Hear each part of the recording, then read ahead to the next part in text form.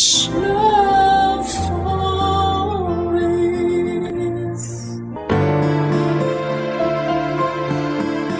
Bilang isang ama at haligi ng tahanan, handa nitong gawin ang lahat ng maisip niyang paraan para maprotektahan ang binuo niyang pamilya.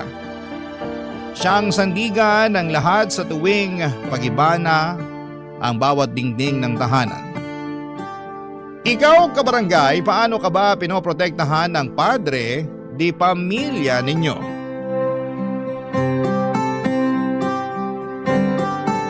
Dear Papa Dudut, magandang araw sa inyong lahat. Ako nga pala si Rodel, 35 years old, isang call center agent for more than 10 years. Dito ko na rin nakilala ang babaeng gusto kong makasama habang buhay, si Jem. Kaedad ko lang siya, bagong agent siya at napunta sa aming team. Doon kami nagkapalagayan ng loob. Palagi kaming nagkakasama na naging dahilan para mahulog kami sa isa't isa. Hindi naman mahirap ma-inlove sa isang katulad ni Jem. Mabait ito at maalaga. Bonus na rin na maganda siya at balingkinitan. Naging bukas na libro kami sa isa't isa at nalaman kong isa siyang single mom sa 2 batang lalaki. 2 years na siyang hiwalay sa kanyang naging asawa na si Henry, 55 years old. Dati raw niyang teacher noong college si Henry noong nagkakilala sila at naging sila after makagraduate. Mahigit 10 taon din silang nagsama bago tinapos ni Henry ang relasyon nila. Hindi naman nagloko si Henry. Sadyang may mga relasyon lang na kailangang tapusin bago tuluyang masira pa. Saka kung hindi naman sila natapos ay hindi naman kami makakapagsimula ni Jem. Yun nga siguro ang plano ng Diyos. Nung naging kami ni Jem ay unti-unti ay pinakilala niya ako sa 2 anak niya at nung una ay pinakilala ako bilang kaibigan. Nakibanda ko sa kanila tulad ng isang kaibigan. Dahan-dahan lang siyempre hanggang sa masanay na sila sa presensya ko. Inaral ko talaga kung paano pakisamahan ang mga bata at nakuha ko na ang tamang timpla. Isang araw pinakilala na ako bilang stepfather nila. Hindi namin sila nakitaan ng pagrebelde. Naiyak nga ako nung niyakap nila ako at sinabing masaya sila para sa amin ng mama nila, Papa Dudut.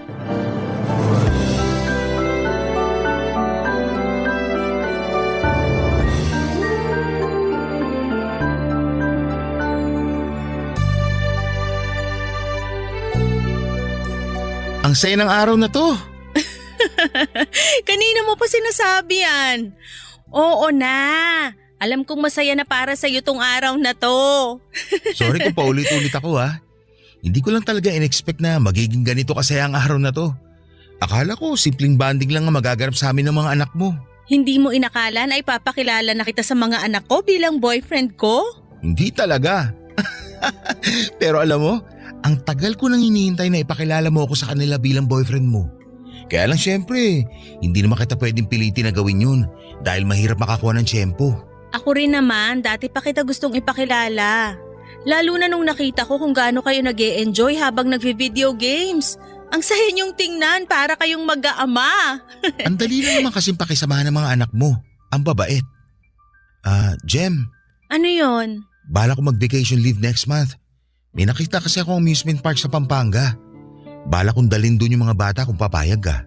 Wow! Sa ilang taon nating magkatrabaho, ngayon ka lang nagkaroon ng balak na mag-vacation leave, ha? Parang mag-e-enjoy kasi yung mga bata doon. May mga napanood akong vlog tungkol doon. Saka educational din yung amusement park na yun. Pwede yun sa mga anak mo. Mag-e-enjoy na sila, may matututunan pa. Lakas makapromote, ha? Tunog vlogger ka na. Kasalanan ng mga anak mo. Sila nang inganyo sa akin na manood ng vlogs. Na-enjoy ko na tuloy. Kaya nga eh, dati kape at libro lang ang hobby mo. Ngayon panonood na rin ng vlogs. Hindi lang vlogs ha, pati horror movies. Dati nakakornihan ka sa horror movies. Ang hirap mo sindakin pag nanonood tayong dalawa.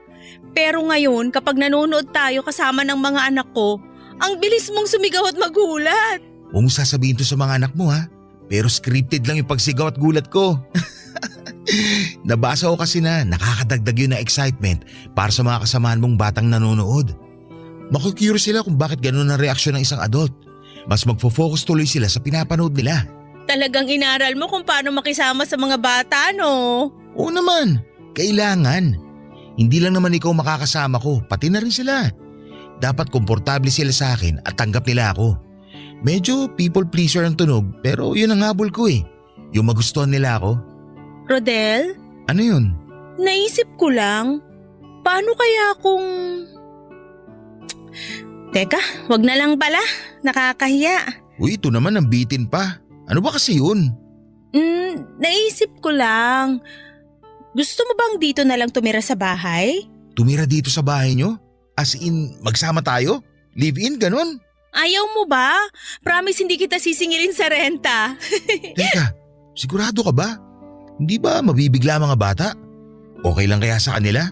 Paano ba ang adjustment nila? Ano kaya pwede kong gawin para maging pulido ang mga unang linggo stay ko dito? Teka, kailangan ko to i-search sa internet para… Huwag kang mag-overthink. Sapat nang maging ikaw. Ikaw. Gets mo? Kasi dun ka namin minahal eh. Mahal na rin ako ng mga anak mo. Sa tingin ko naman, oo. Papadudot na pangiti ako sa huling sinabi ni Jem. Mahal na rin ako ng mga anak niya. Alam kong OA para sa iba pero napalundag talaga ako at napatili na akala mo ay dalagang kinikiliti. Napakasaya noon. Pinigilan nga ako ni Jem dahil baka marinig ako ng mga anak niya at magulat sila. Natatawa na lamang si Jem na pinapakalma ang OA na saya na nafe-feel ko noon. Wala akong pakialam kung hindi na ako nagtunog macho o maton noong time na yon. Basta masaya ako at walang makakapigil sa akin para ipakita at maramdaman yon. Pinag-usapan namin saglit kung paano ang gagawin sa paglipat ko at kung kailan namin yon sasabihin sa mga bata. Priority namin syempre ang mga bata. Kahit sabihing tanggap nila ako pero kailangan pa rin naming magdahan-dahan dahil baka mabigla sila sa bilis ng mga pangyayari. Sa huli na pag-usapan na paunti-unti ang paglipat ko sa bahay ni na Jem. Isang beses sa isang linggo ko mag-sleep over ako roon para masanay na sila sa presensya ko. Hanggang sa mga sumunod, naging 2 hanggang naging 3 at nag-iiwan na rin ako ng mga maliliit na gamit ko roon. Doon nga napansin na nila na madalas na ako doon na natutulog. Kaya nagtanong na rin sila. Naging honest naman kami sa pagsagot. Ang sinabi ang plano naming mag-live-in na. Natuwa sila at hindi man lang nakitaan na nabigla sila. Mukhang inaasahan na nila na magsasama kami ng nanay nila. Naiyak pa nga ako dahil sinabi nilang masaya sila na doon ako titira. Dahil meron nang magbabantay sa kanilang mag-iina. Yun naman talaga ang bala ko. Ang bantayan at protektahan silang mag-iina. Papadudot.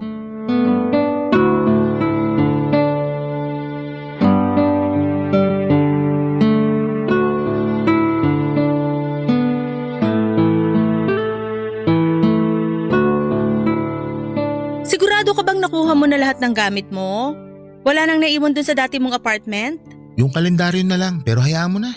Patapos na rin naman ang taon. Regalo ko na lang yung sa landlady ko. Baka ma-miss ka ng landlady mo. Wala na siyang inaabutan ng sabaw ng tinola tuwing Sabado. Sabi ko naman sa kanya, ipa-deliver na lang niya kapag may sobra siya. Umuo naman. Kaya tuwing Sabado, may sabaw tayo. Pagandaan niyo ng mga bata. Puro ka talaga kalokohan. Tulungan mo na lang ako mamaya sa pagpapalit ng kubre-kama natin ha. Maglalaba rin pala tayo bukas. Wala manunod kami ng sini ng mga bata bukas. Ay bakit di ko alam yan? Bakit hindi ako kasama?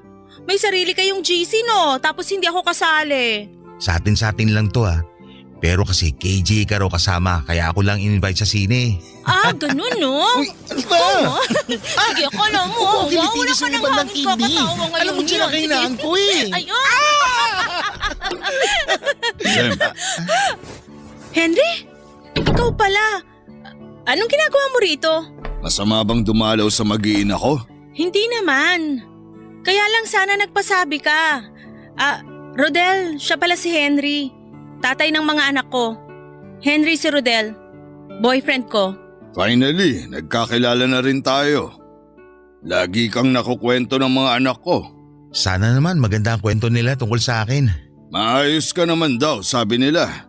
Gusto ko lang makita kung totoo. Bakit ka ba nandito, Henry? Wala naman dito yung mga bata Nag-sleepover sila sa bahay ng lola nila.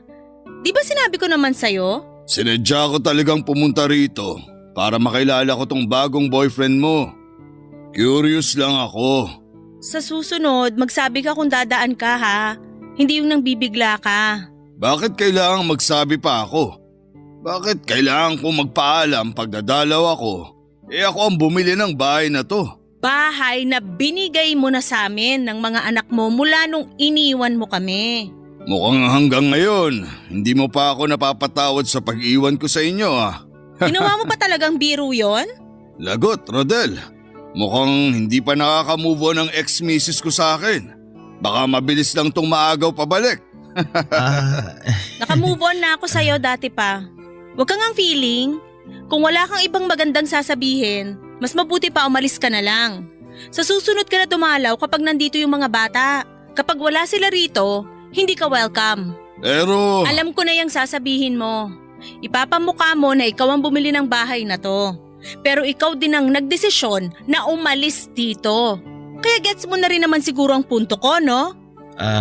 Jem, sa tingin ko ayos lang naman kung padaan-daan dito si Henry. Hindi okay yon. Nakatira ka na rito sa bahay at kailangan niyang irespeto rin yon. Hanep, ako ang magpapakita ng respeto sa boyfriend mo na tumira sa bahay na binili ko. Pero sige, bilang nanay ng mga anak ko, pagbibigyan ko ang gusto mo. Rodel, hindi pa to ang huli nating pagkikita. Hindi ko alam kung napansin ni Jem pero ang talim ng tingin sa akin ni Henry nang magpaalam ito para umalis. Nakaramdam na ako ng kaba una pa lang na tumapak siya sa bahay. Hindi pa man din siya nagsasalita pero parang narinig kong hindi niya ako gusto. Parang sinukat niya ang pagkatao ko sa pagtitig niya sa akin. Lalo na nung tinignan niya ako mula ulo hanggang paa. Hindi ako nakagalaw noon, nahirapan nga rin akong sumagot lalo't nagkainitan na silang dalawa ni Jem. Mukhang hindi pa rin settled ang issue nilang dalawa. Naiintindihan ko naman hindi madaling maiwan lalo't gusto ng isa ang buo ang pamilya. Pagkalis nga ni Henry, naglakas na ako ng loob na itanong kay Jem ang kabuuan ng kanilang relasyon. Doon ko na nalaman ang katotohanan. Hindi kasi ako nag-usisa masyado noon. Pero alam kong kailangan ko na yung gawin lalo't parte na rin ako ng buhay nila. Iniwan ng walang dahilan ni Henry si Jem. Pero bago pa man niya iwan si Jem ay nakaramdam na raw si Jem ng panlalamig at pag-iwas mula kay Henry. Sinubukang imbestigahan ni Jem kung bakit ganon si Henry sa kanya. Inakala niyang meron itong iba. Pero wala naman. Nabubuksan pa ron ni Jem ang lahat ng social media accounts ni Henry at nakakausap din ng mga katrabaho at kaibigan nito. Pero walang nahagilap si Jem. Hanggang isang araw pag uwi ni Henry, kinausap nito si Jem para maghiwalay na sila. Hindi na pinaglaban pa ni Jem kahit gusto niyang maliwanagan kung bakit isang araw ay ayaw na lang ni Henry. Sa pagdaan ng mga buwan at taon, inobserbahan ni Jem si Henry para malaman sa huling pagkakataon kung bakit ito nang iwan. Kung meron ba talagang ibang babae. Pero wala. Hanggang ngayon ay single si Henry. Hanggang ngayon, hindi alam ni Jem kung bakit siya nito iniwanan.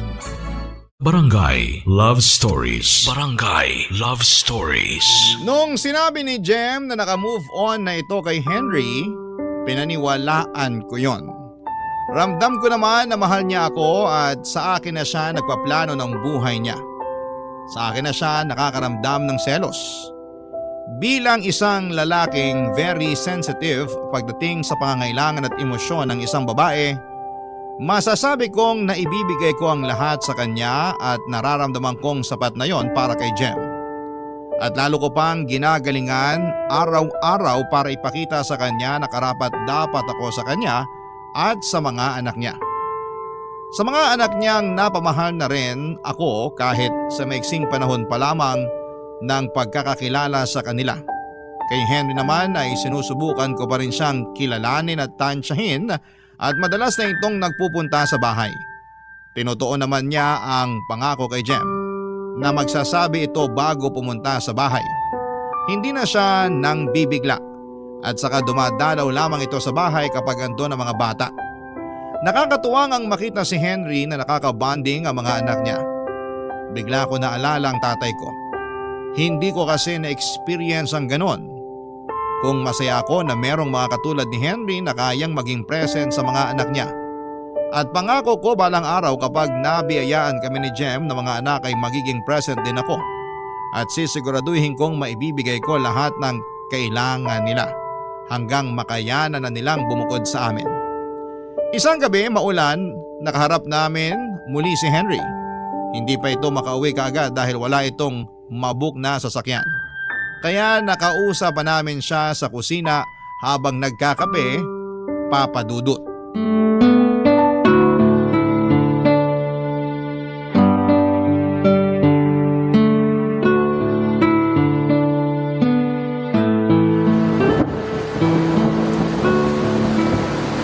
Tatlong oras nang tuloy-tuloy ang ulan ha. Hihinto pa kaya to? Kung bakit naman kasi ngayon mo pa naisip na hindi dalhin yung sasakyan mo? Eh di sana nakauwi ka na kanina pa.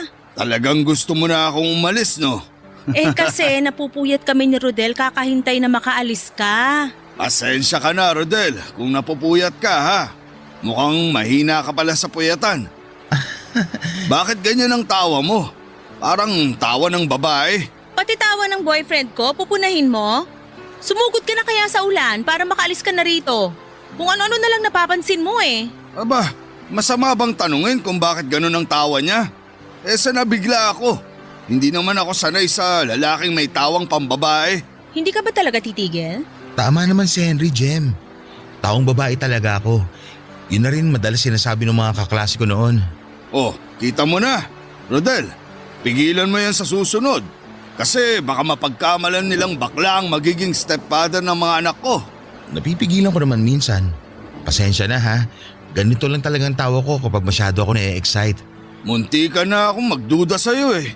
Parang ikaw ang magiging ilaw ng tahanan imbis na si Jem. Siguro naman kaya mo na sugurin tong ulan, no? Lakarin mo na ngayon. Umalis ka na. Oo, pwede namang dito ka na lang din matulog, Henry. Kasya ka naman sa sofa. Bukas ka na lang na umaga umalis. Delikado na rin kasi sa daan. Rodel! Salamat sa offer, Rodel. Pero si Jem pa rin ang masusunod. Uuwi pa rin ako. Baka bangutin lang ako rito dahil sa sama ng loob nitong ex-misis ko sa akin. Ikaw ang bahala. Ay Rodel, baka pwede ikaw na lang magsundo sa mga bata bukas pagkatapos nila sa klase. Bigla ko naalala kailangan ko palang samahan si nanay sa check-up niya. Bukas na pala yun ng hapon. Sige, walang problema. Libre ko na lang din sila na ice cream bukas bago kami dumiretso dito sa bahay. Matutuwa mo ngayon. Ice cream? Anong akala mo sa mga anak ko?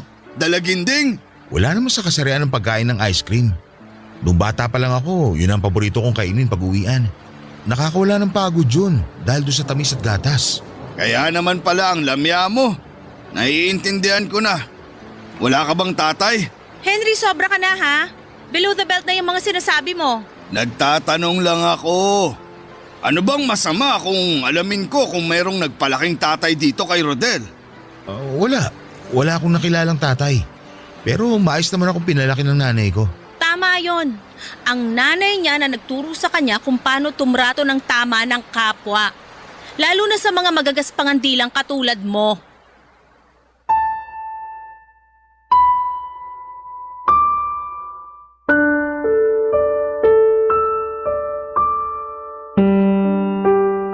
Papadudot nagpatuloy sa pagtatalo sina Jem at Henry. Samantalang ako ay hindi ko alam ang gagawin.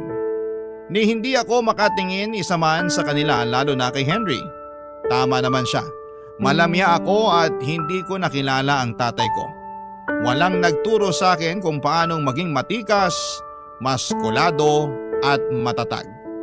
Pero mabait ako at mapagmahal. Nakuha ko yon sa nanay ko at kalmado at nurturing din ang aking ina. Very expressive at gentle. Lahat ng mga yon ay nagustuhan sa akin ni Jem na mga naman ako sa nanay ko. Kaya nga mabilis ko siyang napaibig. Yun nga rin daw ang nagustuhan niya, lalo para sa mga anak niya. Pero pagdating kay Henry, kulang yon.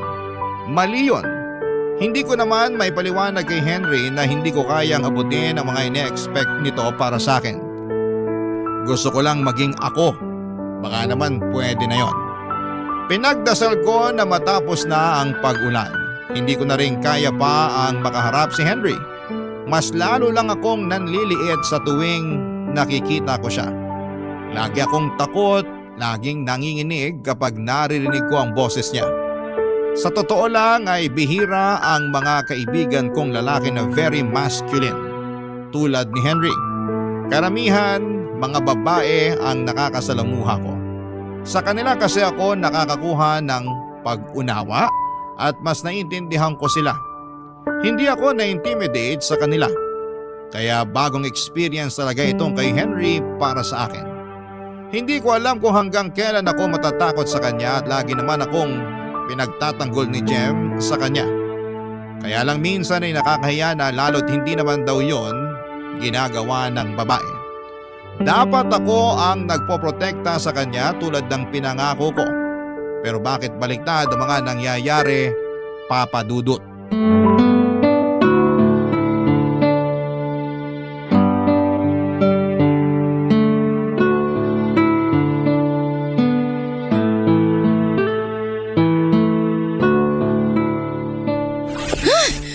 Kainis talaga yung Henry na yan.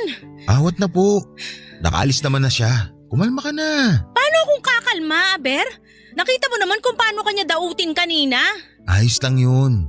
Kaya kumalma ka na sabi. Hindi ayos yun, Rodel. Binabastos ka na niya sa harapan ko eh. Hindi mo ba nahahalata? Gusto lang niya ako makilala. Huwag natin masamain yun. Hindi dapat ganun ang paraan. Masyado siyang mayabang. Kala mo kung sinong mabuting tao. Hayaan mo na nga. Ako nga hindi naman masyadong naapektuhan. Bakit ka ba ganyan? Bakit masyado kang mabait? Nakakainis ka na ah. Pinipili ko lang talaga ang laban ko. Kung nakipagsabayan ako kay Henry kanina, baka mas lalong magkagulo. Saka baka mamaya, hindi na yung dumalaw dito sa bahay. Kawawa naman yung mga bata. Kainis ka. Bakit? Bakit ba masyado kang mabait? Nakakainis. Hindi naman sa bait yun. Sinusubukan ko lang intindihin yung side ni Henry. Buti ka pa sinusubukan mo siyang intindihin. Eh siya, wala. Ang talim ng dila. Hindi man lang naisip kung nakakasakit na ba siya sa mga pinagsasasabi niya. Buti pa camera apps may filter. Yung bunganga niya, wala. Magkakaiba naman kasi ang mga tao. Baka talagang ganun lang siya. Pero mukha naman siya mabuting ama. Pero mabuting asawa? Hindi ba siya naging mabuting asawa sa'yo? Hindi. Hindi niya nabigay yung mga kailangan ko. Ni minsan hindi niya ako sinabihan na maganda ako o kaya mahal na mahal niya ako. Walang lambing. Ni minsan hindi niya ako pinost sa Facebook niya. Ni hawakan yung kamay ko kapag naglalakad kami o nasa date ayaw niyang gawin. Nahihiya raw siya dahil maraming nakatingin. Ang cold niya sa akin palagi. Pag nandyan yung mga kaibigan niya halos hindi niya ako pansinin. Sinabi mo ba yan sa kanya? Lagi nga naming napag-aawayan. Bakit daw hindi ako makontento na good provider and good protector siya sa aming mag-iina? Hindi niya maintindihan na bilang babae, gusto ko rin na nilalambing. Gusto ko rin na nasasabihan na maganda ako at mahal na mahal ako. Hindi ko kailangan ng lalaking laging maskulado at matapang. Words of affirmation and physical touch ang love languages ko. Yun naman ang sinasabi ko pero hindi siya nakikinig. Siya pa rin dapat ang masusunod kung paano ako mahalin. Tama ba yun? Ay, kaya siguro laking ginhawa na rin na iniwan niya ako. Kasi alam ko na hindi ko siya kayang iwan nun kahit na alam kong hindi ako masaya sa kanya. Sana naman makamove on ka na sa kanya ha. Ayoko maging rebound. Hindi ka rebound. Mahal na mahal kita. Kasi ikaw, nakikinig ka sa akin. Alam mo kung paano ko gustong mahalin. Ang lambing mo, ang gentle mo sa akin. Walang araw na hindi mo pinaramdam sa akin kung gaano ako kaganda at kung gaano ka kaswerte sa akin. Swerte naman talaga ako sa'yo. Hanggang ngayon nagtataka pa rin ako kung bakit akong pinili mo. Yan nga ang baguhin mo sa sarili mo, Rodel. Taasan mo naman ang tingin mo sa sarili mo. Kaya ka binubuli ni Henry madalas kasi alam niyang kayang-kaya kanyang tiklupin. Sa totoo naman. Pero yung tawa mo ha, panatilihin mo yan. Huwag mong baguhin. Masaya akong naririnig yan. Huwag kang maniniwala kay Henry. Masarap sa tenga yung tawa na yan. Para akong nanlambot sa mga sinabi ni Jem, Papa Dudut. Akala ko ay wala na akong ginagawang tama. Pero meron pa rin pala. Sinabi niya yon sa akin at pinaramdam niyang ayos lang na maging ako. Mas lalo ko tuloy siyang minahal dahil doon. Niyakap ko siya at nagpasalamat. Pinangako na araw-araw walang palya. Sasabihin ko sa kanya kung gaano ko siya kamahal. Araw-araw may lambing, araw-araw siyang maganda para sa akin. Hindi ko ikakahiya na hawakan ang mga kamay niya at halikan siya sa harapan ng maraming tao. Kung yon ang paraan para maramdaman niyang minamahal siya. Yon ang tama para sa kanya at hindi ko yon ipagkakait sa kanya. Napakaswerte ko na simpleng babae lamang si Jem, madaling pasayahin at madaling makontento sa mga simpleng bagay. Kaya nga minsan hindi ako pwedeng sisihin kung naiisip ko kung karapat-dapat ba ako sa pagmamahal niya. Niyakap ko siya ng mahigpit nang maramdaman kong nag-uumapaw na naman ang ligaya sa puso ko at humahalo yon sa insecurity ko. Pero nang tumitig ako sa mga mata niya, nawala ang insecurities ko. Puro na lamang pag-ibig. Mahal na mahal ko si Jem. Sila na mga bata. Aayusin ko kung paano maging tamang lalaki para sa kanila. Hindi man ako nauna sa buhay nila pero sisiguraduhin kong hindi ako ang mag-aabandona sa kanila. Malamyaman ako sa paningin ng padre de pamilya nila pero papatunayan kong hindi ako basta-basta magigiba kahit ano pa ang tingin ng iba.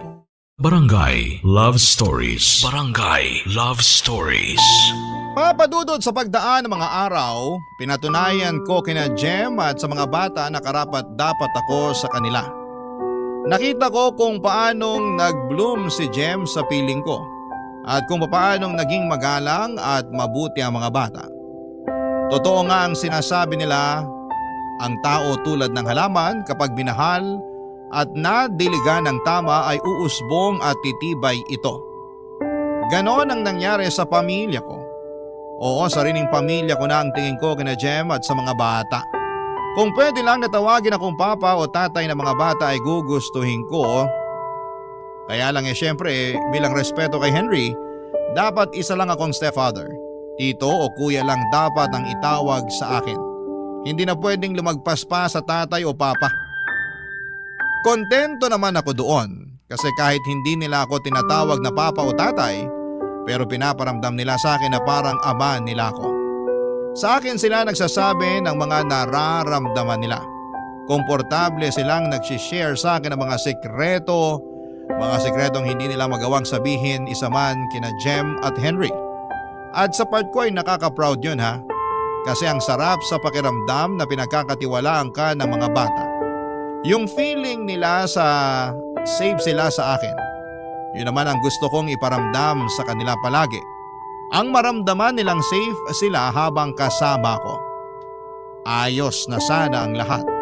Maganda ang dynamics namin sa bahay pero biglang nagbago ang lahat or nagbabago ang lahat kapag dumarating o biglang sumusulpot si Henry nang walang pasabi. Hindi nito sinusunod ang pinangako nito kay Jem na magsasabi muna bago dumalaw. At ginagawa niyang madalas kapag wala sina Jem at mga bata sa bahay. Mukhang ako talaga ang pinupuntirya niyang dalawin. Papa Dudut.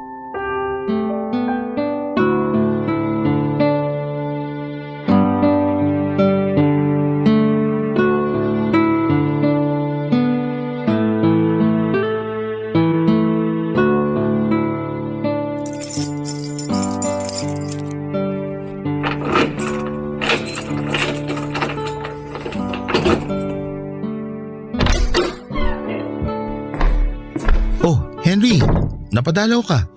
Wala sina Jem ah. Wala rin ang mga bata. Hindi ka ba nasabihan? Nasabihan naman. Alam kong nasa bahay sila ng lola nila. Ang ganda ng apron mo ah. Bulaklakin. Salamat. regalo to sa akin ni Jem nung mansari namin. May kailangan ka ba kaya ka nandito? Parang, Gusto mo ba ng hot chocolate? Brownies. Meron ako mga binake na pastries. Nasa ref. Dapat baon ng mga bata yun bukas eh. Pero pwede ka naman tumikim kahit isa. hot chocolate? Brownies? Sa akin? Rodel naman. Yun lang kasi yung nagawa ko eh. Hindi pa ako nakakapag-grocery. Bukas pa. Ikaw din ang nag-grocery? Oo. Para hindi na mahirapan si Jem. Ako rin na nagluluto para sa amin ng mga bata. Hindi ko alam na ikaw na pala nagsusot ng saya sa bahay na to. Nako, moderno naman na ang mundo. Wala nang kaso kung lalaki ang magluluto o mamalengke. Huwag mong sabihin si Jem ang provider dito sa bahay. Masasapak na talaga kita. Ni minsan hindi siya gumastos sa mga bayarin dito sa bahay nung kami pang dalawa. Hindi Ako pa rin naman. Nag-aabot lang ng konti si Jem para sa ibang kailangan. Dapat nga wala na siyang sinasalang gastusin dito sa bahay. Dapat ikaw na ang gumagawa nun. Ikaw ang lalaki. Ikaw ang mag-provide. Si Jem naman ang nag-i-insist na gawin yun eh. Kung ako lang masusunod, ayoko rin naman sana mag-abot pa siya. Pero nagagalit siya kapag hindi ko tinatanggap yung inaabot niya eh. Kasi masyado kang malamya. Kung magpapaka-alpha ka sa kanya, hindi yan mag-aabot sa'yo ng pera. E-enjoy na lang niya ang buhay prinsesa dito sa bahay. Hindi nga lang siya buhay prinsesa dito eh. Buhay reyna din. Kailan pa nag-ambag ng pera ang prinsesa sa bahay? Kakabasa mo yan ng fairy tale. At ikaw, Rodel, ha?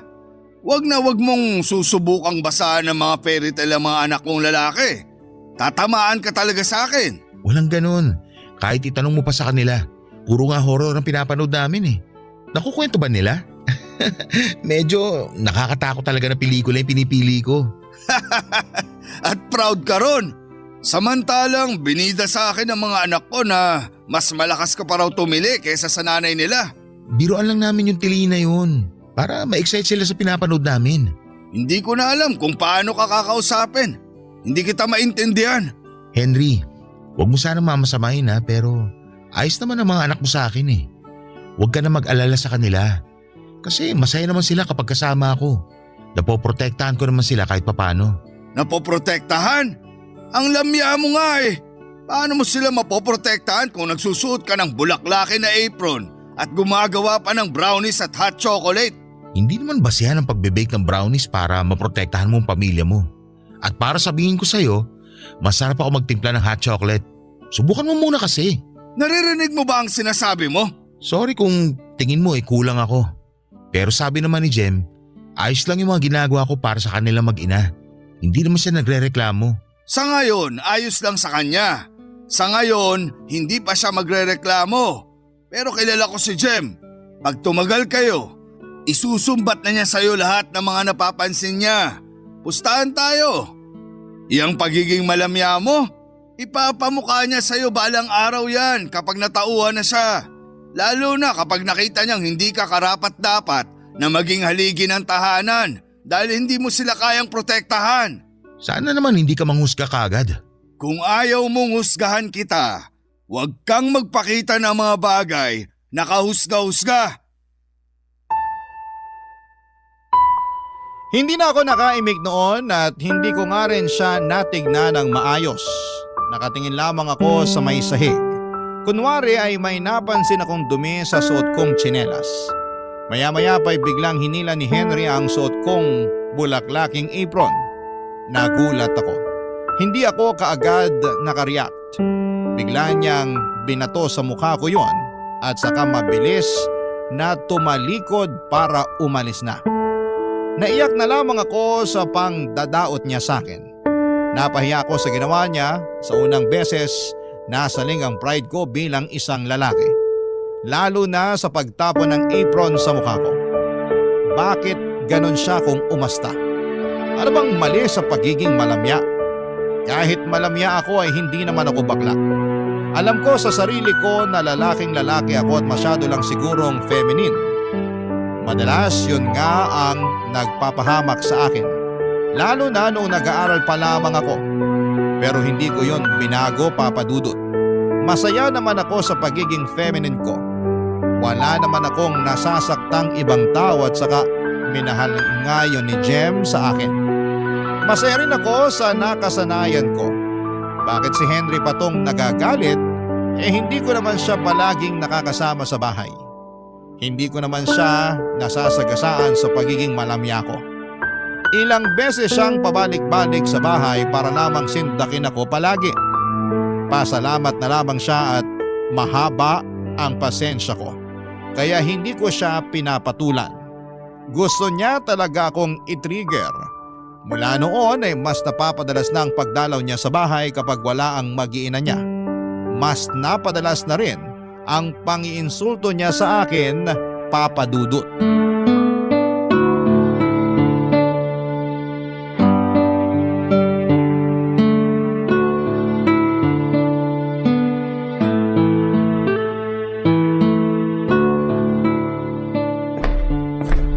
Rodel, Wala sina Jem at mga bata dito. paulit-ulit ka na lang sa linya mong yan. Alam ko namang wala sila rito kapag dumadalaw ako. Hindi ako tanga. Pinapaalala ko lang ang usapan nyo ni Jem na dadalaw ka lang dito kapag nandito ang mga bata. Bakit? Isusumbong mo ba ako sa ex-misis ko?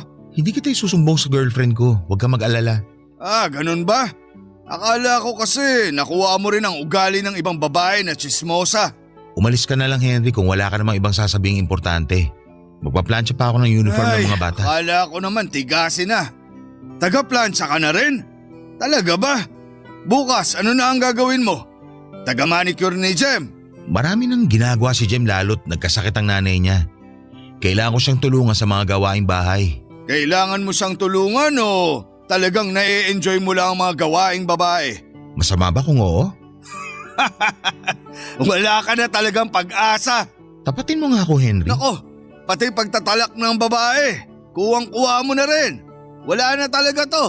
Wala na. Alam mo kung ano pang nakuha ko sa mga babae? Yung galing nilang bumasa ng isang tao. Oh, anong gusto mong puntuin dyan? Na kaya ka nagiging dominante sa akin para iparamdam na hindi ako bagay sa bahay na to. Na ikaw lang dapat ang kilalanin na leader. Hindi ka naman talaga bagay sa bahay na to. Tama ka.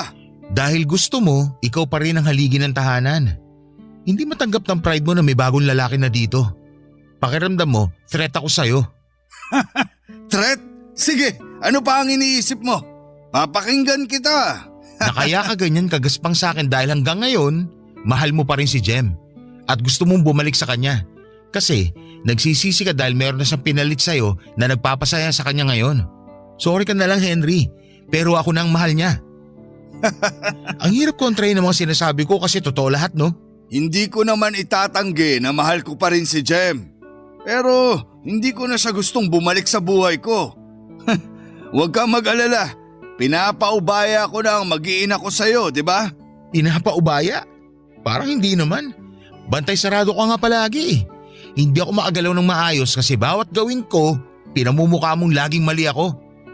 Ay, pati emosyon ng babae nakuha mo. Wala ka ba kahit katiting na pagkalalaki man lang? Bakit ba ganito ka sa akin? Dahil kailangan ng mag-iina ko ng poprotekta sa kanila. Pinoprotektahan ko naman sila sa paraang alam ko. Hindi yan sapat. Eh di ikaw na lang gumawa. Tutal, ikaw lang naman may alam ko paano sila poprotektahan. Eh di sige ikaw na. Sige lang, ikaw na. Kailangan kita para protektahan sila. Hindi kita maintindihan. Diretsahin mo na lang ako. Para ka rin babae. Puro putak. Hindi mo madiretso kung ano gusto sabihin.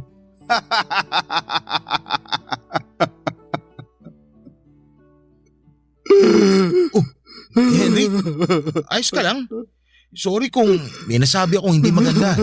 Hindi ko yung sinasadya. Rodel, may tahaning na ang buhay ko. Ano sabi mo?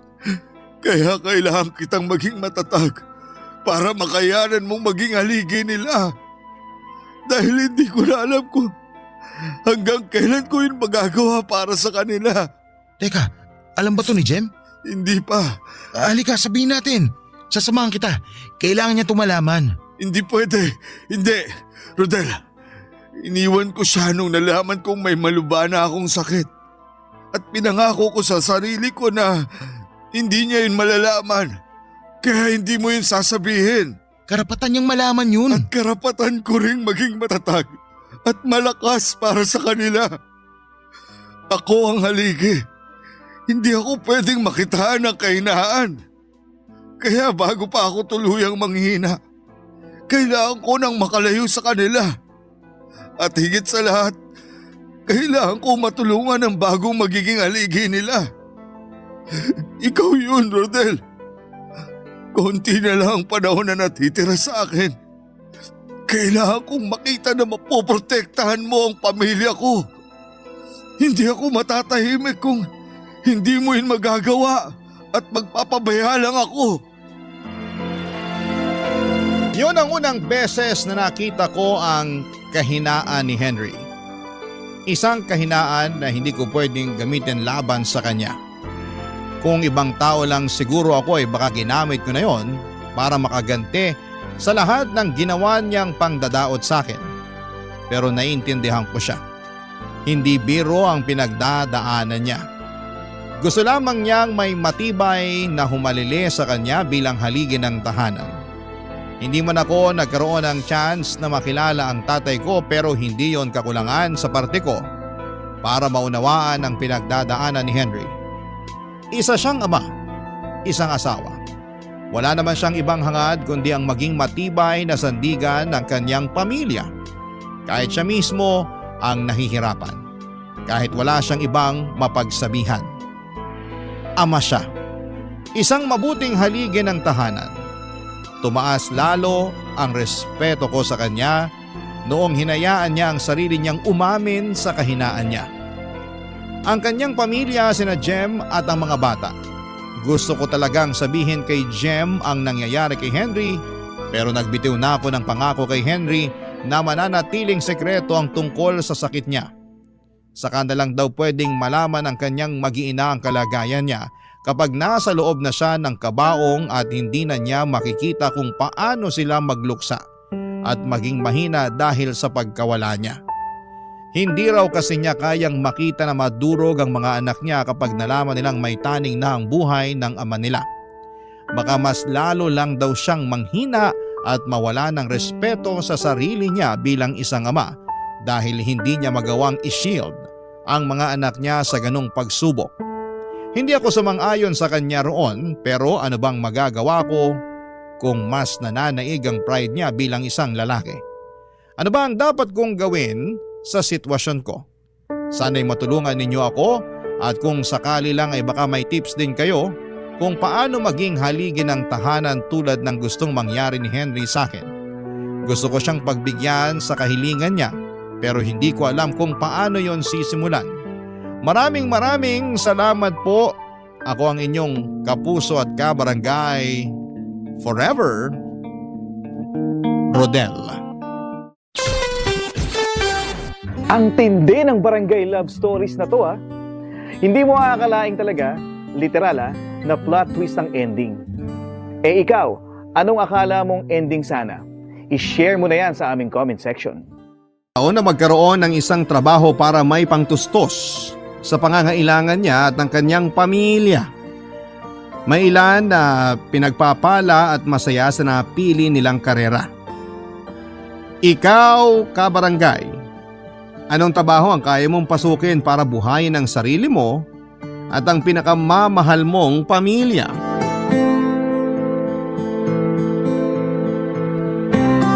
Dear Papa Dudut, ako po si Marina. Hindi na ako magpapaligoy-ligoy pa, Papa Dudut. Isa po akong babaeng bayaran. Naisipan ko pong ibahagi sa inyo at sa lahat ng kabarangay natin ang kwento ng buhay ko. Hindi po ako sumulat para humingi ng simpatya sa tao kundi para tingnan ako bilang isang babae na matapang at kayang labanan ng hamon sa buhay. Isang babae na sinubok man ng panahon pero ginawa pa rin ang lahat para bumangon at nagkaroon ng dignidad sa sarili at sa pamilyang binubuo na hindi lang basta-bastang babae. Hindi po madali ang unang araw na nagdesisyon akong pasukin ang trabahong ito, Papa Dudut. Nariyan na ang takot na baka ang kukuha sa aking lalaki ay saktan lamang ako. At syempre nariyan din ang pag-aalala kung ano ang sasabihin ng Nanay Evelyn ko sa akin. Malaking bagay talaga kung ano ang masabi ni nanay sa pagpasok ko sa ganitong trabaho dahil dati rin siyang nagbebenta ng aliw. Isa rin siyang prostitute, Papa Dudut. Binuhay niya kami sa perang nakuha niya sa paglalako ng kanyang katawan. Hindi ito isang sikreto sa amin dahil alam namin ang trabaho ng nanay simula pa noong nagkamalay na ako sa mundo. Pero ang isang pinagmamalaki sa akin ng nanay, nabunga ako ng isang pag-ibig at hindi dahil sa paghihilata niya sa isang gabi ng pagtatrabaho. Gasgas na akong pakinggan na itong ganitong trabaho ang pinasok dahil ito lang ang paraan ko para umangat sa buhay at may pagkakitaan. Pero ito talaga ang dahilan ko kung bakit pinasok ko ang ganitong klase ng gawain. Wala akong pakialam sa mga sasabihin ng ibang tao dahil kung darating ang kagipitan ay hindi ko naman sila maasahan para tulungan ako at bigyan ako ng maayos na pamumuhay. Tanging ang sarili ko ang gagawa noon para ma-secure ko ang buhay na may makakain at nakuha ko at makukuha ko ang pangunahing pangangailangan at bagay na sa panahon ngayon ay kailangan. Ang isang tao lang na ang sinabi ay nakakaapekto sa akin, lalo na't umabot ito sa tenga ko ay si nanay. Mabigat ito para sa akin. Siguro dahil siya naman ang nagluwal sa akin at sa ating mga Pilipino, may say talaga ang magulang o pamilya sa bawat kilos mo na minsan ay naging toxic na. Tulad ko ay nangingialam din si nanay sa mga desisyon ko. Pero naiinis din talaga ako sa mga choices ni nanay sa buhay, kaya hindi sa nangingialam ako. Sinasabihan ko lang din siya na hindi ako sang-ayon sa mga ginagawa niya lalo na pagdating sa kanyang mga nakarelasyon. Hindi marunong pumili ng tamang tao si nanay pagdating sa pag-ibig, Papa Dudut. Para sa kanya, sapat ng reason ang ma-in love para pakisamahan ang isang tao at hindi na siya nag-iisip pa. Kaya nakakainis talagang makita si nanay kasama ang lalaking kinakasama niya, Papa Dudut.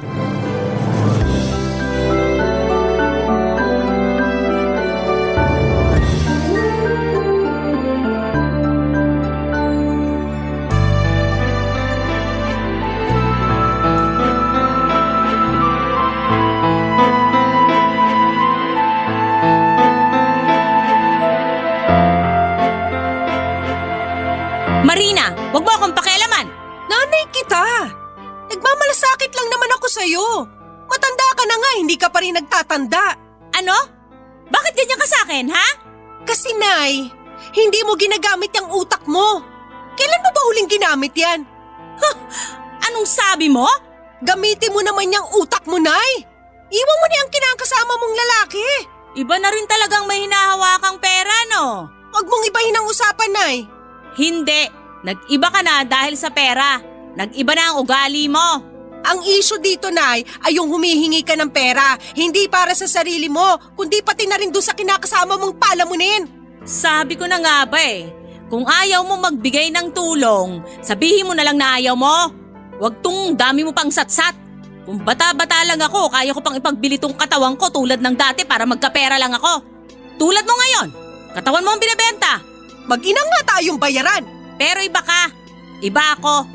Ngayon, sasagutin ko yung tanong mo kung kailan ka huling ginamit ang utak ko. Noong nabuo ka at nasa loob ka ng sinapupunan ko ng 9 na buwan. Ginamit ko ang utak ko nung hindi kita pinalaglag. Dahil mahal kita. Ayaw kong magkasala. Kung kasalanan ng pagbebenta ng aliw, yun lang ang kasalanan ko. Hindi naman kasalanan ng umibig. Tulad ng nangyari sa akin at sa tatay mo. At tulad ngayon. Magkaiba lang. Matanda na ako't losyang. Sana hindi mo pagdaanan ang pinagdadaanan ko. Nay, okay lang naman ako na may kinakasama ka, pero sana naman yung matino, yung may trabaho man lang. Hindi tulad niya na naghihintay na lang na lumapit ang ulam sa bibig niya. Sinaswerte ba siya? Nay, ang pangit na nga niya wala pang trabaho. Paano kayo na in love dun? Ikaw masyado ka mapanglait. Nay, nag-aalala lang ako sa kapakanan mo. Sabi mo nga hindi ka na bata. Dapat pag tumatanda ng isang tao, nagiging mas mabuti ang mga desisyon natin sa buhay. Pero ang sayo, paurong. Nay naman! Kung ayaw mong magbigay ng pera, wag. Aalis na lang ako. Nay, alam mo, ang tigas din ng ulo mo. Iwan mo na yung lalaki na yan. Dito ka na sa akin. Kahit hihilata ka lang buong maghapon dito sa bahay, wala akong pake. Kesa naman nandun ka sa kanya at ikaw tong naghahanap ng remedyo sa problema na dapat siya ang gumagawa. Hindi pwedeng ikaw ang bumubuhay sa kanya, Nay. Iwan mo na. Hindi ko siya pwedeng iwan. Kung hindi mo siya kayang iwan, sige. Wala kang makukuha kahit isang kusing sa akin, Nay. Di isaksak mo dyan sa hita mo ang pera mo. Sana hindi mo maranasan na ma-in love ng todo at yung pagtihaya mo lang sa kama para sa pera ang masubukan mo. Hindi ako katulad mo, Nay. Kahit bayaran akong babae, hindi ako tutulad sa'yo. Magiging wais ako sa lahat. Hindi ako may in love sa kung sino lang na hindi naman ako pananagutan at hindi mapapakain ng bibig ko. Hindi na baling kahit anong isaksak sa akin basta't nabubuhay lang ako. Napupunan niya ang pangangailangan ko. Basta't magkapera ako. Sige, ilako mo araw-araw yung katawan mo. Pero, ito lang ang sasabihin ko sa'yo. Hindi na ako lalapit sa'yo. Hindi ako magpapakabobo na katulad mo. Hindi, Nay! Iba ako! Kahit ganito ang trabaho ko, iba ako sa'yo!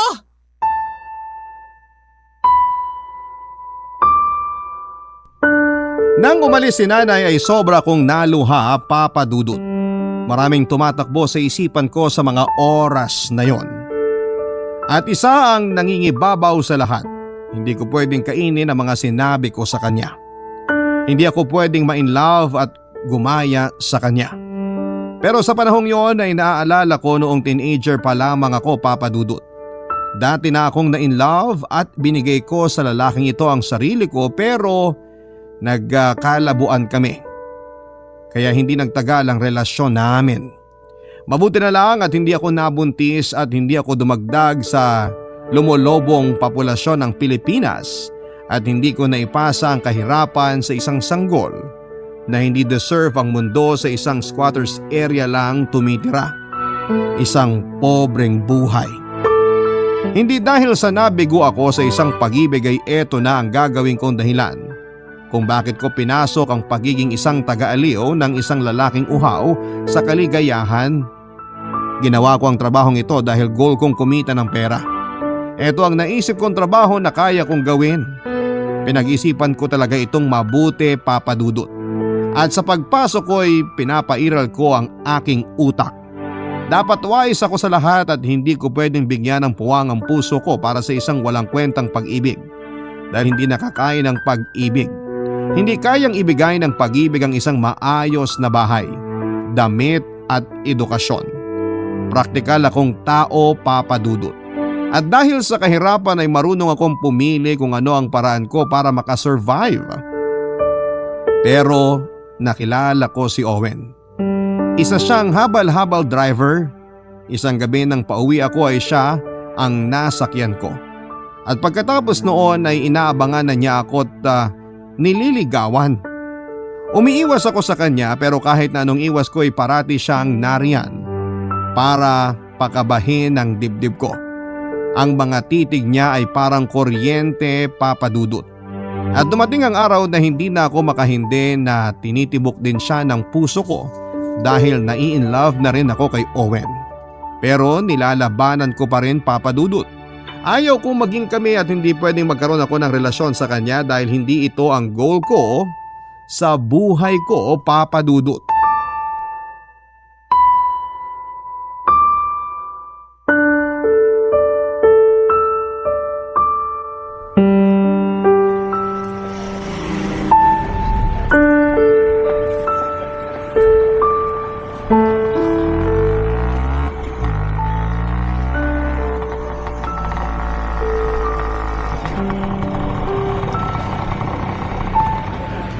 Miss Marina, sumakay ka na. Ihahatid na kita. Hindi, may susundo sa akin. Totoo ba? Sige na, umalis ka na. Sa palagay ko, wala namang susundo sa'yo. Iniiwasan mo na ba ako? Owen, please. Lubayan mo na ako. Marina naman. Nakakaintindi ka ba? Oo naman. Alam mo, kahit ganito lang ako, isang hamak na habal-habal driver, pero tao pa rin ako. Dahil ba ganito ang trabaho ko kaya ayaw mo sa akin? Ay naku, tumigil ka na. Sige na, iwan mo na ako rito. Hindi, dito lang ako. Hihintayin natin yung susundo sa'yo. Marina, tingnan mo ako sa muka. Sabihin mong hindi totoo na ayaw mo sa akin dahil ganito lang ako. Sinasagad mo talaga ang pasensya ko. Simpleng tanong lang naman yun eh. Mahirap bang sagutin? Makinig ka ha. Tulad mo, mahirap lang din ako. Hindi ko ugaling maliitin ang isang tao dahil sa trabaho niya. Anong pinagkaiba ko sa isang habal-habal driver? Marina? Ang sinasabi ko, may pangarap ako at ayokong matali sa buhay na ganito. Mahirap magtrabaho. Bilang waitress, Mahirap naman talaga ang buhay. sobrang hirap magtrabaho. Kumakayod para sa pera, parang nanlilimos para lang sa pera. Mahirap ang buhay, Owen. Kailangan ko ng tagasalba sa hirap ng buhay. Naiintindihan mo ba? Marina, kahit hindi ako mayaman, kahit isang habal-habal driver lang ako, gagawa ko ng paraan para mabuhay ka. Mabuhay tayo sa isang marangal na paraan. Anong marangal? Hindi nakakakilala ng marangal ang bituka. Buong buhay ko sa squatters area na ako nakatira. Marumi, mabaho, maingay. Ayoko na ng buhay na ganun. Wala akong pake kung sa tingin mo mataas ang pangarap ko. Anong gusto mong marinig na pangarapin ko? Marina, naiintindihan ko. Pero kung makikita mo ako ulit sa pangarap mo, nandito lang ako. Sige na, iwan mo na ako please. Marina, mag-ingat ka.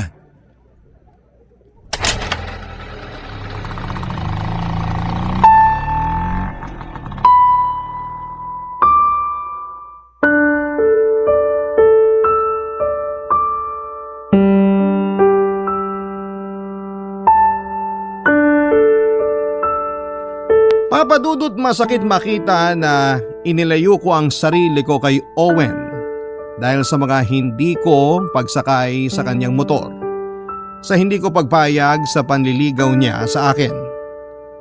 Pero sa mga ginawa niyang effort para ipadama sa akin na importante ako sa kanya, ay nakaramdam ako ng isa akong babaeng may dignidad.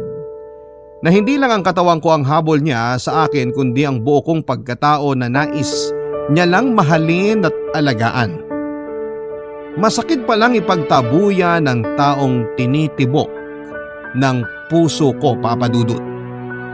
Ang sabi ko sa aking sarili na hindi pwedeng magkajowa ang isang babaeng bayaran na tulad ko sa isang habal-habal driver dahil walang mararating ang relasyon ng parehong dukha. Ang pwede kong gawin ay pigilan ang aking sarili dahil hindi pwedeng matulad ako sa ina kong hindi naging wais sa buhay. Ayaw ko magkaanak at maranasan niya ang buhay na naranasan ko. Gusto kong ako ang puputol sa kadenang gumapo sa amin sa kahirapan. Pinagpatuloy ko ang trabaho, ang pagbibigay ng aliw sa gabi, pinagpatuloy kong gawing bato ang puso ko. Habang si Owen ay tinitignan na lamang ako sa malayo tuwing tapos na ang trabaho ko. Hindi ko alam na sa mga panahon na yon ay alam na pala niyang isa akong bayarang babae at nagsisinungaling lamang ako sa tunay kong trabaho. Na hindi ako isang waitress kundi isang babaeng mababa ang lipad. Barangay Love Stories. Barangay Love Stories. Hindi matiis ni Owen na tingnan lamang ako sa malayo tuwing pauwi na ako. Isang gabi ay lumapit siya sa akin at nag-offer na ihatid niya ako. Siguro'y na-miss ko siya kaya pumayag ako. Pag-angkas ko sa kanyang habal-habal ay iba ang pakiramdam ko. Lalo na't nakayakap ang mga kamay ko sa kanya. Nakaramdam ako ng kabog ng aking dibdib at maging ng kanyang puso. Parang lahat sa paligid ay nag-slow motion, Papadudot. Parang ayaw kong huminto ang motorsiklo dahil kung hihinto ito ay alam kong bibitaw ang aking kamay sa pagyakap sa kanya at hindi ko na mararamdaman ang tibok ng kanyang puso. Maraming tumatakbo sa isipan ko. Kung kaya ko ba talagang pangatawanan na hindi ako papasok sa isang relasyon. Pero nang tinanong niya ako habang nakasampa ako sa likod niya kung pwede na ba niya akong ligawan ay naluha ako, Papadudot. Sa kabila ng mga nalaman niya sa naging trabaho ko na isang tagabigay ng panandaliang aliw ay ginusto niya pa rin na piliin ako. Pinili niya pa rin na mahalin ako. Kaya sinagot ko siya, Papa Dudut. Naging kami. Umiibig ako at tinanggap niya ako kung sino at kung ano ako. Kaya naisip kong tumigil na sa aking trabahong pagbebenta ng aliw dahil gusto kong si Owen lang ang aangkin ng katawan ko. Gusto kong maging faithful ang katawan ko sa kanya. Kahit na natikman na ako ng iba ay parang maganda pa rin na sa kanya lamang ako. Kaya nag-decide akong huminto na kahit na hindi naman niya hinihingi sa akin. Pinipilit ni Owen na puna ng lahat, Papa Dudut. Todo ang kayod niya sa buhay para may maiuwing pera at pagkain. Ako naman ay tinutuo ko na ang pagiging waitress ko matapos kong ipanganak ang anak namin ni Owen. Pero makalipas ang ilang buwan ay hindi ko na talaga kaya ang buhay. Nasanay na ako sa kinikita ko noong nagbebenta ako ng aliw at namimiss ko na ang trabaho ko na kung tawagin ang iba ay pagiging mababa ang lipad. Pero para sa akin ang ganitong trabaho, mababa man ang tingin ng iba, ay trabaho pa rin. At dinadala ako sa itaas dahil naibibigay nito ang mga pangangailangan ko at ng anak ko. Kung ituturing lang na trabaho ito ng ibang tao, mataas-taas ang sahod na nakukuha ko at hindi toxic ang environment ko kung maayos lang ang customer na nakukuha ko. Marunong na akong mamili ng lalaking sasamahan ko at nagbibigay ng tamang bayad na hinihingi ko, Papa Dudut.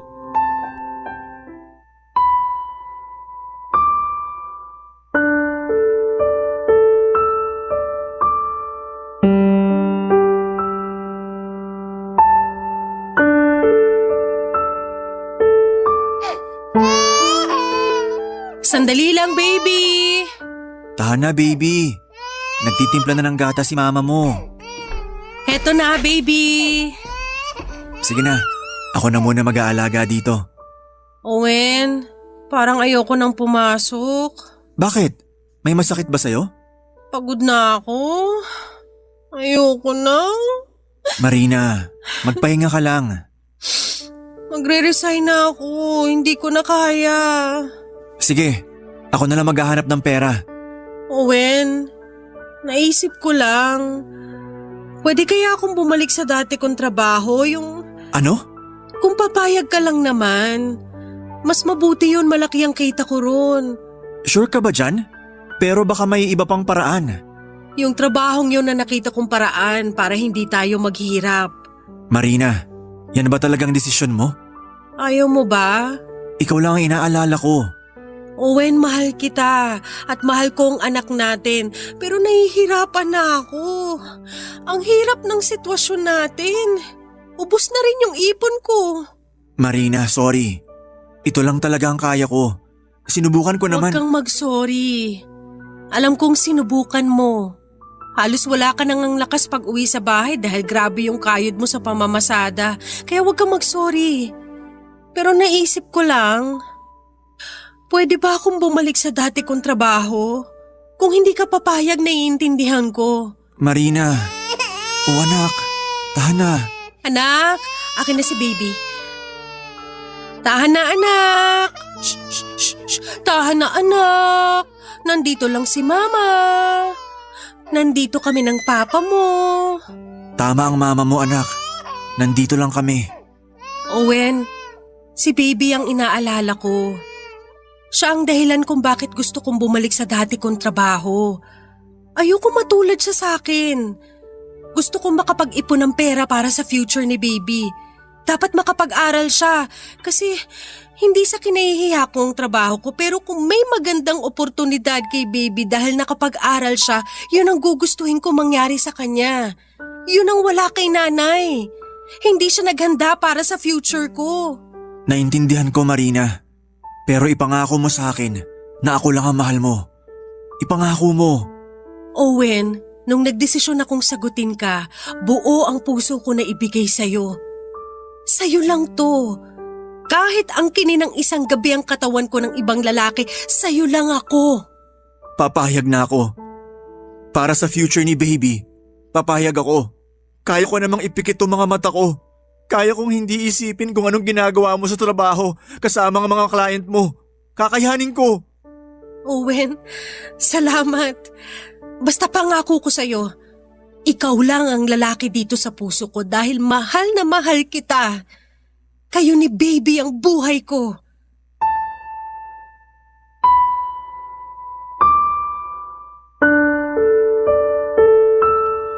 Papa Dudut, bumalik nga ako sa pagiging bayaran.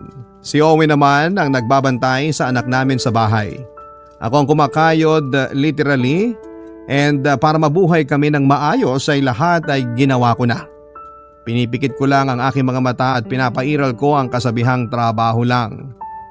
Walang personalan. At tuwing umuwi na ako ng bahay ay lagi kong pinapaalala kay Owen kung gaano ko siya kamahal at kung gaano ko pinangahawakan ang pangako namin sa isa't isa na mamahalin namin ang bawat isa hanggang sa huli. Sa trabaho kong ito, isang ligo at kuskus lang ng sabon sa katawan ay wala na ang anino ng lalaking gumagamit sa akin sa trabahong pinili ko. Dahil ginawa ko ang pagiging wais ko ay pinagpatuloy ko ang goal ko na magkaroon ng magandang future si baby at kumuha ako ng educational plan para sa kanya at nagbukas ng savings account. Mas mabuting handa ako kesa mauwi sa wala ang pinagpaguran ko. At syempre naging maingat din kami ni Owen na hindi masundan si baby dahil hindi talaga madali ang magpalaki ng bata. Kung magkakaanak man dapat, ang mag-asawa ay dapat na siguraduhin talagang may maayos na buhay ang future ng bata. Pero isang araw ay sumulpot si Nanay Evelyn. Galit na galit ito sa akin at lalo na sa asawa ko dahil nalaman niyang bumalik ako sa trabaho ko bilang taga-aliw, Papa Dudut. Kitang-kita ko ang frustration ni Nanay sa ginawa kong desisyon. Hindi niya matanggap na pinabayaan lang daw ako ni Owen dahil hinayaan daw ako ng asawa ko na magtrabaho. Akala ng Nanay na si Owen ang may gusto na bumalik ako sa trabaho. Hindi niya alam na naging desisyon ko ito, Papa Dudut.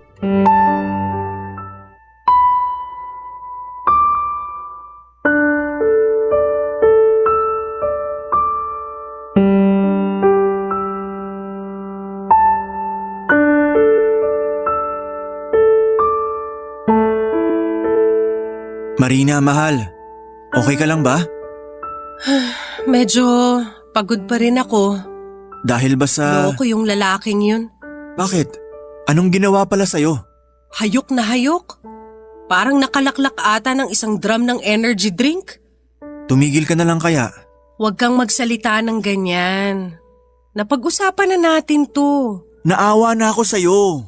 Hindi ka naman nandidiri sa asawa mo. Marina naman, kailanman hindi ko inisip ang ganyan. Ganun naman pala eh. Sinasabi ko lang to dahil dun sa customer na yon. Hindi naman ganun parati ang nakukuha ko. Minsan-minsan lang naman ang ganun kaya huwag kang mag-alala sa akin. Marina, ang sa akin lang, kung may ibang paraan na pwede ka nang huminto, pwede ba nating subukan? Sabi ko nga sa'yo, ako na lang. Ako na ang magbebenta ng aliw. May papatol naman sa aking mga bading o kaya matrona. Pwede ko naman pasukin ng ganyan trabaho. Tumigil ka nga. Ako na. Kaya ko to. Marina, naaawa na talaga ako sa'yo. Maliligo lang ako mamaya, tanggal din to. Ayos ka lang ba talaga? Ang sarap upakan nung nakakuha sa'yo kagabi. Hayaan mo na. Malaki naman ang binayad sa akin. Parang may say yung lalaking yun. Mayaman eh. Kung hindi mo ako asawa, sa palagay mo yun ang papatulan mo talaga? Naku, nagsiselos na naman ang mahal ko. Naisip ko lang naman. Ikaw talaga. Basta, tandaan mo parate na pagnanasaan at kung ano-ano ang gagawin nila sa katawan ko, pero ikaw pa rin ang nagmamay-ari ng puso ko't kaluluwa dahil ikaw ang mahal ko. Sino kaya ang bisita natin? Baka naniningil ng renta ng bahay. Sandali lang. Oh, Nay! Napadalaw kayo. Kamusta kayo rito? Maayos naman. Anong maayos? Nakikita mo ba ang mukha mo sa salamin, Marina? Para kang sinipsipan ng lakas. Nay naman. Magandang araw po, Nay. Anong magandang araw? Hoy lalaki, anong ginawa mo sa anak ko? Tingnan mo siya. Ulang na lang tuturo ka na ng formalin niyang si Marina para manatili ang pagkasariwa niya. Marina, mukha ka ng bilasang isda. Nay, nagpunta ba kayo rito para pagsabihan ako? Matanda na ako, pwede na kayong umalis. Ano bang pinakain ng lalaking to sa'yo? Yang pagmumukha mong lalaki ka? Ginawa mong kalakal ang anak ko. Ginawa mong negosyong katawan ng anak ko. Nay, pwede ba? Tumigil na kayo. Totoo naman ah. Alam mo, Nay, labas na kayo rito. Wala na kayong karapatan pa na pagsabihan ako. Anak pa rin kita. May karapatan pa rin ako. Wala na! Wala na, kaya tumigil ka na! Hindi. Dapat yung lalaking yan ang pinagtatrabaho mo. Yan dapat ang nagbebenta ng katawan niya. Ang laki-laki, walang pakinabang. Tama na pang-iinsulto niyo sa asawa ko! Ginusto kong pagiging bayarang babae kaya huwag niyo siyang pagsabihan ng ganyan! Gusto mo nalang ibilad yung katawan mo sa kahit sinong lalaki para may makain yung kinakasama mo? Nagsalita ang magaling na nanay! Basta ang alam ko, hindi ako tutulad sa'yo na tumanda ng walang direksyon kaya kahit sinong lalaking nang huhut-hut sa'yo ang kinakasama mo. Wala kang respeto! Sige, sampalin mo ako! Sige! Alam mo, lumayas ka na lang. Mahal ko si Owen at wala ka ng pakialam kung ano man ang gagawin ko sa katawan ko para mabuhay lang kami ng pamilya ko. Marina, tama na yan. Umalis ka na! Lumayas ka sa harapan ko! Wala na akong nanay! Nag-aalala lang ako sa'yo! Hindi ko kailangan ng pag-aalala mo sa akin! Pwede ba? Umalis ka na!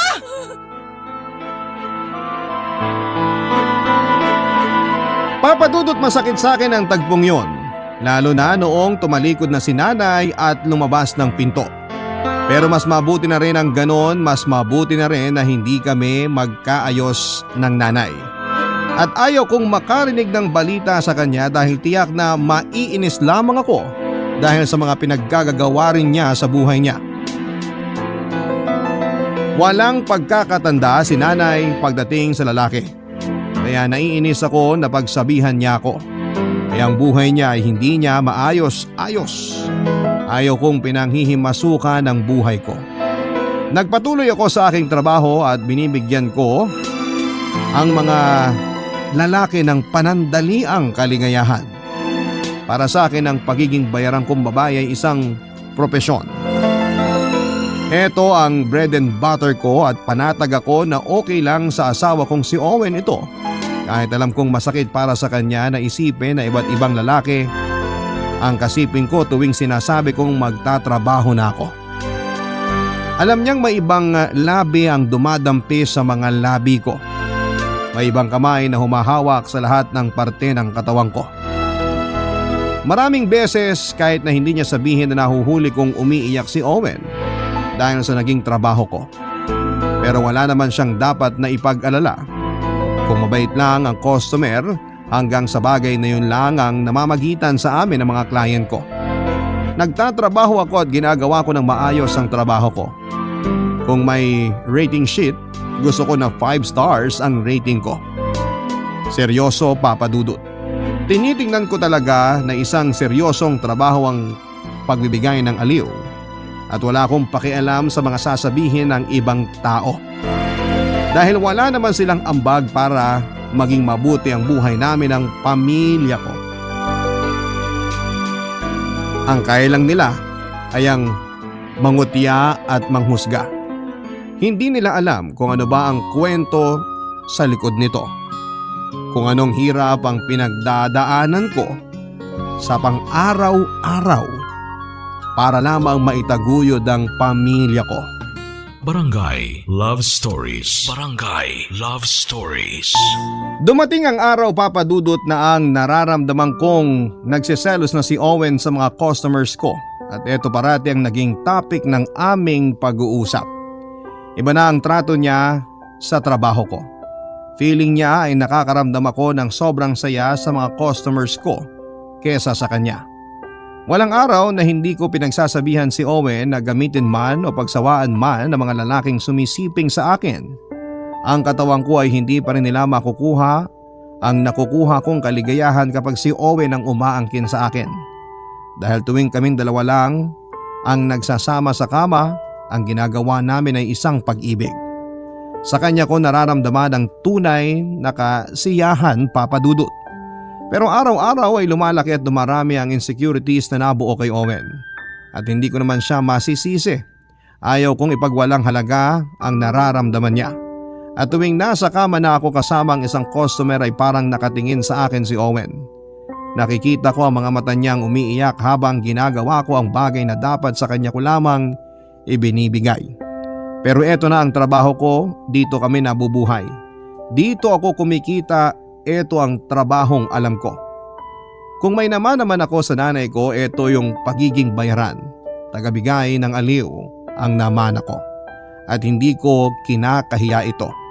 Sa isip ko siguro hindi sasang-ayon ang iba sa akin, pero dahil eto rin ang paraan noong ng nanay ko na mabuhay kami ay eto na ang kinalakhan namin na ginagawa niya ay nananalaytay na siguro sa dugo ko ang pagiging ganito. Wala na akong pakialam sa mga sasabihin ng iba maliban kay Owen. Nadudurog ang puso ko kapag siya na ang pupuna sa trabaho ko.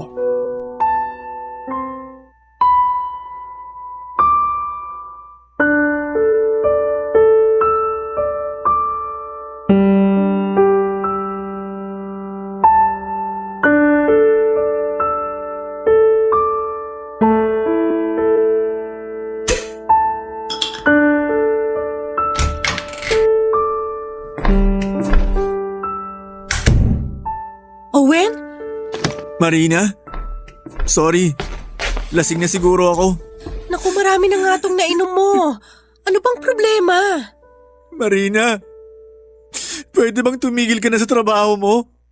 Owen, napag-usapan na natin to. Hindi ko na kaya.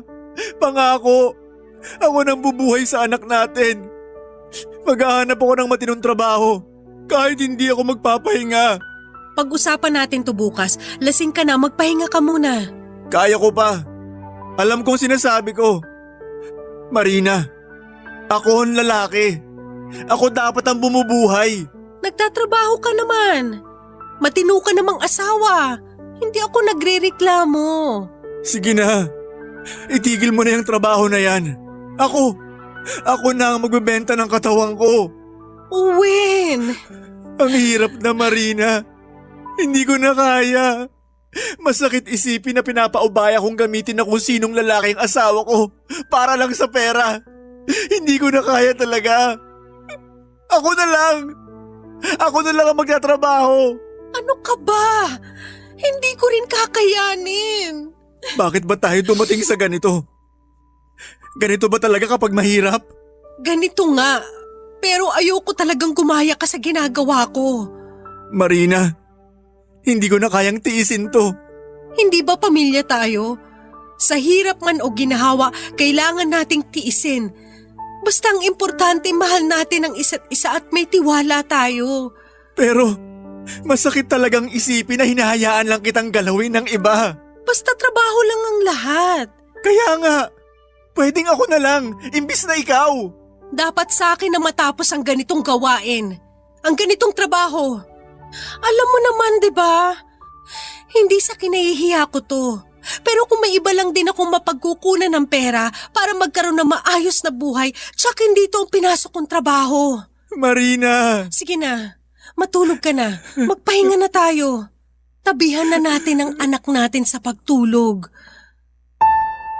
Ayaw man ni Owen ay nagpatuloy pa rin ako sa aking piniling propesyon. Sa trabahong minana ko kay nanay. Halos 1 taon ding wala akong balita kay nanay simula noong pinagtabuyan ko siya sa bahay ng awayin niya si Owen. Sa pag-aakalang si Owen ang may gusto na ipagpatuloy ko ang trabahong ito. Nabalitaan ko isang araw na may sakit pala si nanay. Noong akala kong ayaw ko na siyang makita, sarado na ang puso ko sa kanya, ay isang malaking kasinungalingan pala yon. Mahal ko ang nanay ko at gusto ko siyang alagaan at kupkupin. Kaya pinuntahan ko si nanay sa tinitirhan niya.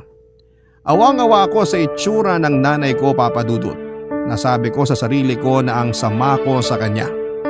Siguro hindi lang magkatagpo ang mga prinsipyo namin sa isa't isa. Pero alam namin na nag-aalala kami sa bawat isa. Gusto namin na malagay sa tamang landas, sa tamang lugar, na hindi napapahamak at walang nangahamak. Nasabi noon ng nanay na sobra ang panliliit sa kanya ng mga tao na akala niya ay kaibigan niya noong pumasok siya sa ganitong klase ng trabaho. Pero noong nagkapera siya ay unti-unti ring lumapit sa kanya mga ito, pero noong nawala ang kinang niya, nawala din ang mga kaibigan niya. Kaya naiintindihan ko rin si nanay na kumakapit siya sa isang lalaki para maramdaman niya ang kaligayahan na may buhay pa rin siya, may nagmamahal pa rin sa kanya. Para kasi sa kanya ay hindi niya kailanman makokontrol ang mga anak niya para mahalin siya dahil tulad niya nakikita niyang may sarili ring buhay ang mga anak niya. At tama nga naman. May sarili akong buhay at ako ang gumagawa ng diskarte kung ano ang mangyayari sa akin.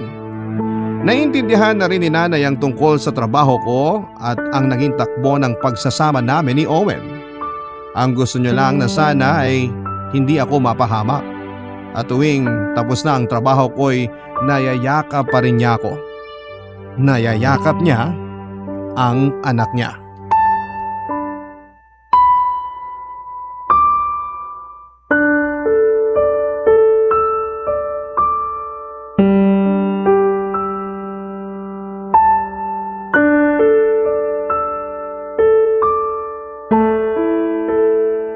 Owen, ikaw na muna bahala dito sa bahay ha, sa anak natin at kay nanay. Ihahatid na kita sa club. Hindi na, kaya ko naman. Sure ka ba talaga? Ito naman, ako pa ba? Basta ikaw nang bahala dito. Sige.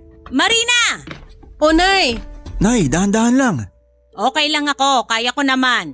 Nay, sana dito na lang kayo sa sala. Ibaba na lang natin yung higaan nyo.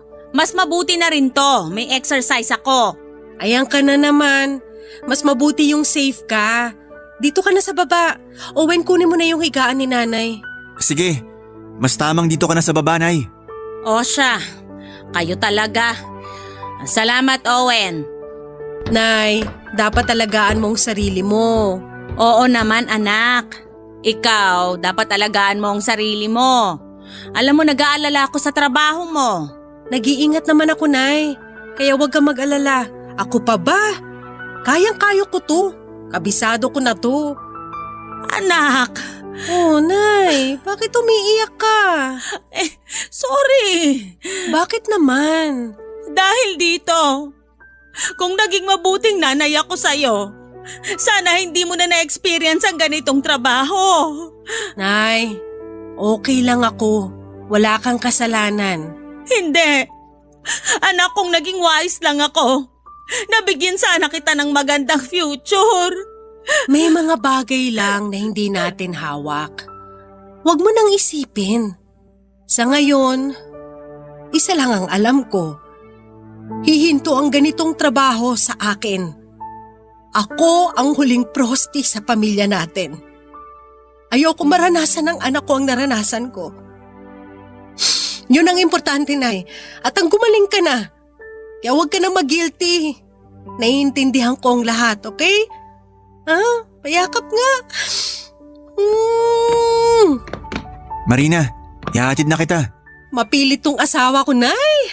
Sige na, magpahatid ka na kay Owen. Ako nang bahala sa bahay at sa apo ko. Sige. Salamat, Nay. Papa Dudut, eto po ang buhay ko.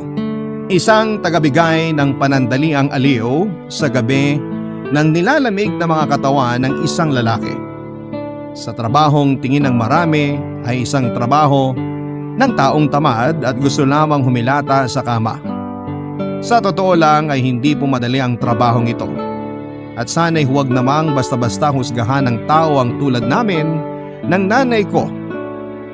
Tulad ng maraming manggagawa na pumapasok sa kanilang mga opisina o sa angmang lugar para kumayod at kumita, ang isang prosti naman ay manggagawa rin na kumakayod para kumita ng pera at magkaroon ng buhay na may dignidad.